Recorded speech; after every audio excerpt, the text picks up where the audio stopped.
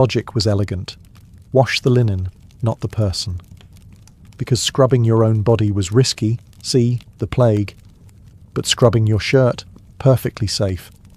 People might go weeks without bathing, but they would change their underlayer, sometimes even twice a week. Which, by medieval standards, was practically saintly. Linen was so respected that it became a status signal. If your shirt was white and relatively clean, people assumed you had your life together. If it was grey, crusty and sprouting mould, well, you were either poor, possessed, or recently resurrected. For women, the linen shift was essential. It protected outer garments from sweat, and perhaps more importantly, from the smell of sweat. It was the medieval version of Febreze, only less chemical and far more judgmental if not maintained. Knights wore linen under their armour to avoid turning into baked ham during tournaments.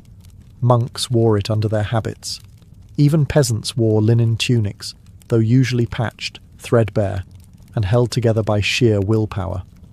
Of course, washing linen wasn't fun. It involved boiling water, lye, beating the fabric on rocks, and hoping the river didn't sweep it away. But it was still easier than bathing yourself or dealing with the spiritual consequences of baring your chest to a tub of warm water. If there was one thing truly consistent in the medieval hygiene routine, it was itching.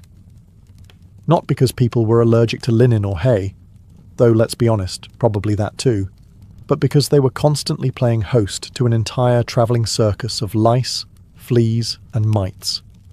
Lice were such an everyday nuisance that they were basically treated like unwanted roommates. You didn't get lice, you just had lice. Everyone did. Rich, poor, pious, drunk. Lice didn't discriminate. They were the true equalizers of medieval society. So what did people do? Well, for starters, they combed.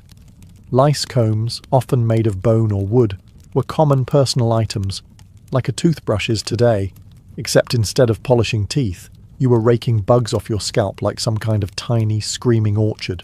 These combs had fine, closely packed teeth designed to pull out the critters, their eggs, and most of your patience.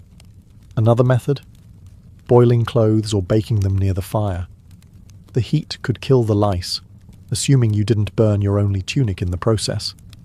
This is also why you might see medieval illustrations of people holding up their shirts near a flame. It wasn't laundry day, it was pest execution. And then there was the classic technique of shaving one's head, particularly among monks or those who could get away with a bald look. Removing all hair